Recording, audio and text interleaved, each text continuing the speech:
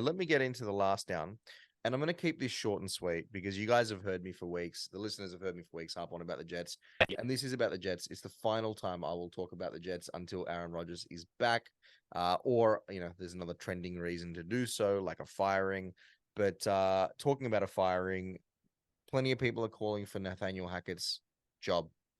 And I don't know, this time last year on the podcast, we were all doing the same when he was in Denver. And he's probably a shitty head coach. That's just the reality. He couldn't get what needed to happen in Denver done. But I am the type of fan that watches the All-22. And there's a lot of fans calling for Nathaniel Hackett. But when I see Garrett Wilson coming open within 2 seconds and then just like freaking out because the ball hasn't been released and there's a sack or the line folds or something like that. When I see guys clearly missing blocking assignments and I see the quarterback turf the ball when they shouldn't or take a sack when they shouldn't or just simply not go through their reads properly, Nathaniel Hackett is calling good games. He just is. He's calling good games. And anyone who says otherwise, go and watch the All-22. Go and watch players get open. But Nathaniel Hackett can't stop Alan Lazard from having hands like cinder blocks. He can't. He can't stop the drops. Nathaniel Hackett can't stop, Garrett Wilson not getting the ball after being absolutely fucking wide open. And because, the quarterback turfs it or the line shits itself. We're going through our ninth line.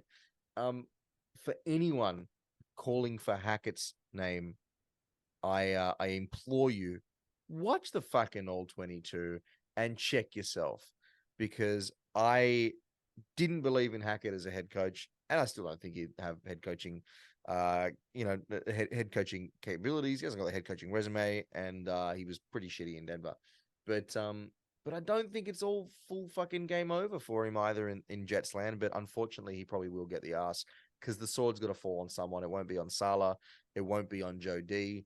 They'll get a pass because of the Aaron Rodgers injury. I hope that Hack gets the same because he probably deserves to stick around. That's pretty much it. That's the last you're going to hear about me and the Jets for the next few weeks. But Matthew, you got something to add? No, man. Yeah, it's a bit of a perfect storm, isn't it, John? Not great timing that you change your quarterback and it just looks exactly the same. And what's happening in Denver, where now they're starting to click, and everyone's just going wild saying, well, what's the common denominator? Denver worshipped by this time last year. Now Sean Payton's turned it around in 12 weeks. You've changed quarterbacks. It looks exactly the same, if not worse.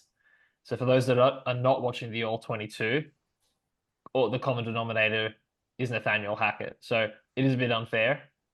And you have two very incapable quarterbacks. And for the life of me, I do not know why Trevor Siemian wasn't started. And do you have thoughts on that? Starting this week, by the way. Yeah, again. No way. Look, playbook too, right? But we've seen other guys come up to speed faster. I think the reality is that, like I said, watch the All-22, see the wide receivers get open, and at the same time, you'll see missed blocking assignments. You'll see the quarterback shitting their pants. You'll see all sorts of other things going wrong. I think Hackett is scheming a game fine. I'm seeing we're like the worst team in terms of red zone. I'm seeing guys like in the red zone waving their hands, like give me the fucking ball, and the quarterback's running backwards 20 yards. What the fuck? So what do you do in that scenario? I don't think Hack deserves it, but he's probably going to get the ass because someone's going to fall on the sword. But then we're going to have Todd Downing. Fantastic. But isn't Rodgers going to go in? Surely Rodgers is going to go in and bat for him. I hope so. The whole thought is he's Rodgers' guy.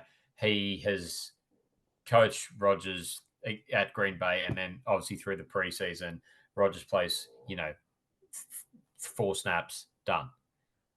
Don't you just wipe the whole year and just, other than putting Rodgers in the position he would have been in, roughly go with what you've had? That's what I hope for. So, New York, man, New York media market and everything. It's a crazy place to play and live. Ev? It's a killer. So, John, looking at your skills, you got the Falcons, who's probably a 50-50. You got the Texans, who you probably lose to. Dolphins, Commanders, another 50-50. Browns, you never know who you're going to get. And lastly, the Patriots, that you never beat. So say you win a game or two there, you're currently the 8th pick. So say you stay there around the 7th or 8th pick. Who do you reckon? Do you reckon you guys go for wide receiver? What's the biggest need for you Quarterback. guys? Quarterback, Uh, or after Rodgers. Yeah, quarterback. Hopefully, Rodgers says he wants to play out his contract, which was 3 years in total. And I think that it's clear once again, Zach Wilson, unless you know, Mr. Buddy from JetBlue gets involved, probably needs to just be shipped away this off season for a bucket of deflated footballs.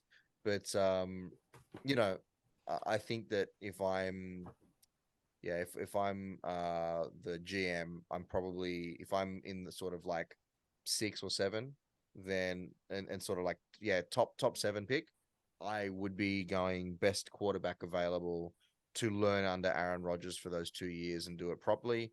And if I am 10th, 11th, 12th, I'm trading down so I can get some more draft collateral and just investing in nothing but that fucking offensive line so that Mr. Achilles doesn't snap something else next year. Was a funny one I saw today. So currently New England have the 2nd or 3rd pick, and there was a joke saying that Bill Belichick would trade it down for 27 rounders. He would. Hey, he loves his no-name receivers. It's worked for him before. True. Well, yes and no. Like, Anyway, I mean, the majority of the better Patriot teams had guys, particularly like Gronkowski and Moss, in it. Stallworth, like, there wasn't too many of the cut price weapon teams that went super deep. Yeah, like I suppose they would be in the draft capital well spent kind of mold. Antonio Brown. Gronkowski's a second round pick. Yeah, I mean Antonio Brown was there for a cup of coffee only, full of ecstasy, I assume. But